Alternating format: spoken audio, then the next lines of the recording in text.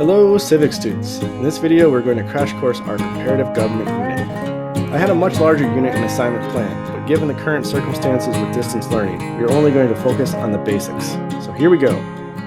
First, let's take a look at our learning targets. Number 1, students will develop an understanding of the main types of governments. And number 2, can identify real-world examples of the main types of governments. And here are the compelling questions that you will respond to in Canvas. What, in your opinion, is the best form of government? Pick one of the governments that I discussed in the video and give a short argument highlighting a few specific points. After that, discuss what makes the form of government you picked better than the other types of governments. So pick 2 other forms of governments and highlight a few specific points why you did not choose them as the best form, and post your response into the Canvas assignment. Okay, let's get into our first category, which is autocracy, and it has 2 forms. The first being monarchy. In a monarchy, one person has all the power, and usually they are a symbol of the country, sometimes even looked upon as divine, meaning they say their rule is justified by God or another otherworldly power. Historically, this was a very common type of government. However, today, less so. Most monarchies are hereditary. Some allow for females to be the head of state, others do not. And in the monarchies we see in the world today, many of the kings and queens have very little power, or they share power as a constitutional monarchy. There are a few absolute monarchs, though. This is what we traditionally think of as a monarch having complete and total power. 2 examples of this are Saudi Arabia, where the Saud family has ruled for several generations, and the Vatican City, where the Pope rules. It actually resides within the city of Rome, so it is a city-state within a city. The next category is a dictatorship. Typically, a dictator has absolute control over a country and the people. They are fairly common today. So how did a lot of those dictators come to power, you might ask? Well, there are all sorts of ways. Typically, it was either because of a military coup or they were democratically elected, but then changed the rules after taking power. And now that democratic system has been manipulated so badly that it's just for show and not really democratic anymore. Many will have the title of president, as the title of dictator is seen as negative. But these are not presidents, like you might think of as a legitimately elected president in a functioning democracy. So here are a few examples, although some people may debate whether some of these qualify as dictatorships. And there is definitely a continuum.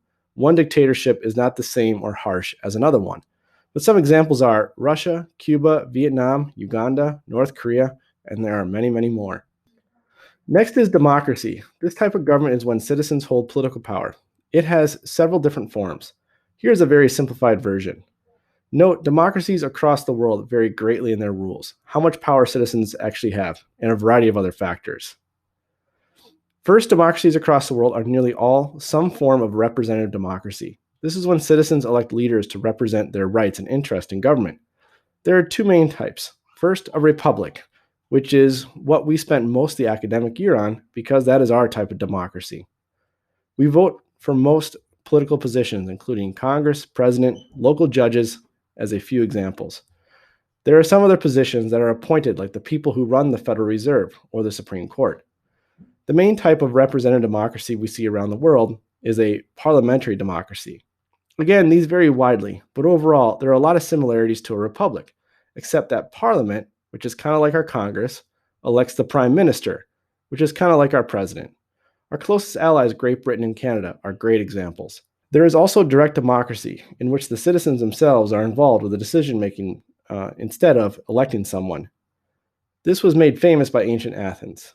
There are few modern examples on a macro countrywide scale. Switzerland has some aspects of direct democracy, and you see it at very local levels, and sometimes at state levels, when there are referendums and initiatives. Mostly direct democracy is sprinkled into a representative democracy. Finally, we have oligarchy, which was made famous by ancient Sparta. They had 2 kings and a council of elders that ran the show. There are no real modern examples. However, there have been arguments made that many modern democracies are actually oligarchies. This kind of goes back to a democracy being manipulated, so it's really just a democracy in name only. A few examples are Russia with their president, Putin, and the super wealthy leaders of oil companies, China and its one-party system with the Chinese Communist Party. Its elite members seem to have considerable control over the whole country. And finally, which may surprise some people, but there have been plenty of academic papers and general arguments made that the United States is a type of oligarchy. Why, you may ask? Because only 2 political parties in over 150 years have had any real power. Also, the wealthy elite and some special interest groups seem to have incredible influence over our representatives. Okay, some pros and cons to think about with democracies. Some pros include they tend to have good human rights, tend to have less corruption, more opportunity, social welfare systems, although some may see that as bad, and economies that function well most of the time. Some of the cons include the sometimes slow decision making process. It takes time to get the budget, laws, and other things done because of all the different interests involved, and sometimes nothing gets done. There also tends to be a lot of political infighting called partisanship or partisanism, and that tends to divide the people. Just take a look at the comments section below of any political news story on social media like Facebook and Twitter. And finally, the last con, and this was the famous philosopher Plato's big issue with democracy. We are trusting the people to make good decisions at election time. Finally, let's get to some of the pros and cons of autocracy. Some pros include that an effective leader can really turn a country around. A great example of this is Singapore's Lee Kuan Yew. He was able to turn that country from a backwater to a first world economic powerhouse with an incredibly high standard of living. Second, in a dictatorship or monarchy, decision making is fairly efficient, as it's one person making the big decisions and steering the country. Finally, there are no political parties, so there tends to be less infighting between groups. Some of the cons are they tend to have fewer rights, and many have poor human rights. They tend to have higher inequality than democracies.